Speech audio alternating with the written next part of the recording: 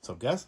This is Josh from Casby Comics, doing a new comic book day for February 7th, 2024. We're going to start out with Walking Dead Deluxe. They're at issue 82 now for Image Comics. If you've ever Walking Dead, it's pretty basic still. Still your normal, just recoloring of the original Walking Dead series. They do have, without spoiling anything here, let's see. They do have a really cool excerpt in the back called The Cutting Room Floor, which has a breakdown of Robert Kirkman's pages, like breakdown for how he wrote the comic itself, each issue. And it's got some little dialogue about the issue itself. So it's pretty neat. Still a good series. I'd love to have the whole original run, but read it all. It was a great series. Really excited to see when they get to issue 100, which is the first appearance of Negan. So they're getting close. They're doing 2 a month. So they're 82 right now. So not too much longer and we'll be at Negan's story. So that is Walking Dead Deluxe number 82. Next we have Beneath the Trees Where Nobody Sees number 3. Well, this continues the story of a world full of animals that are pretty much human-like animals. They walk and talk. And the main character we follow is actually a killer. And she goes around pretty much killing... she goes into the city from her small town and murders people and buries them. And pretty much at the end of the first issue, they find out there is a killer on the loose that's in her town and it's not her. And so she is trying to figure out who this is so they don't bring too much attention to her to where she gets busted for doing her stuff. It's a very interesting art style. Really fun read though, really crazy. Just like I said, it's just a really good read. And this issue just kind of furthers the main character's search for this murderer. And at the end of this issue, you kind of get a hint of who it might be.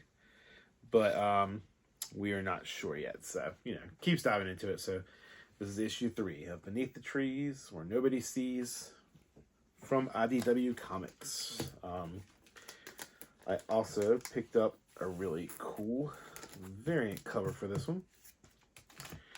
It's one of the series I actually like the variants a lot. And this is the variant cover. Pretty cool look. So then we're diving into Boom Studios comics. This is Power Rangers The Return number 1. For big Power Rangers fans, this is actually written by Amy Jo Johnson, who played the original Pink Ranger in the early 90s Power Ranger run, the first run for America. It's a great comic. It pretty much picks up nowadays from the original story 22 years later, and you get a team that has disbanded after the end of the series, and they are kind of getting back together, not necessarily as a team.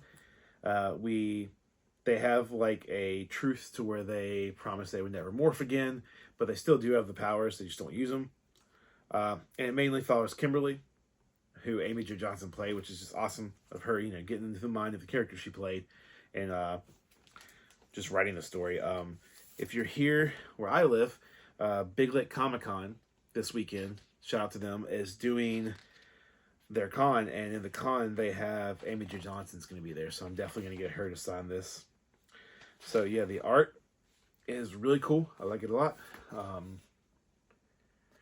think it's going to be a very, very good story. The first issue was really cool. I like that each word bubble, when you have thoughts, and sometimes when all the different Rangers are talking together, will have their power coin beside it, so you can distinguish which Ranger's talking.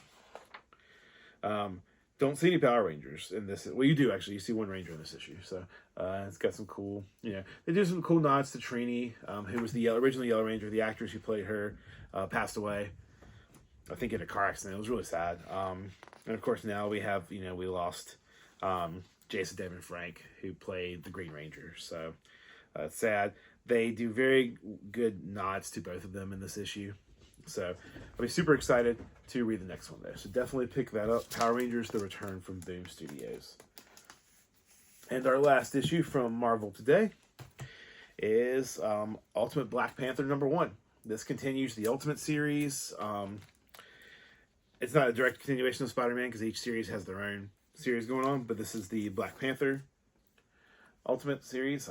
It is really good read. I enjoyed it. I will say, I think compared to Ultimate Spider-Man, this one doesn't deviate as far from the story as as Ultimate Spider-Man did. So you get some. This art's very well done.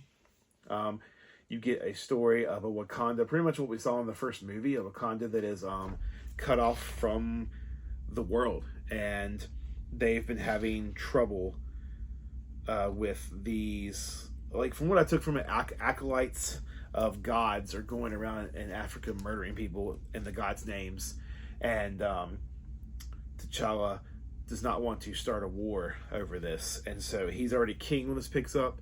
His father's still alive, and he goes to Sears to get some advice, and just some crazy stuff happens, and it ends on a pretty cool cliffhanger, talking about the villains they're facing, or they will be going against, and it kind of gives you even a little tease here in this behind them. So yeah, like I said, I don't think it's going to quite live up to the popularity of Ultimate Spider-Man, but I do think as a start, it's something I'll definitely give a shot, and I'll continue to read the Ultimate series of this. Looking forward to Ultimate X-Men in a month or so, and that's drawn and written by Peach Momoko. So her art's kind of it's got you have to have a unique taste for it. Like, a lot of people, some people love her art, other people don't like it.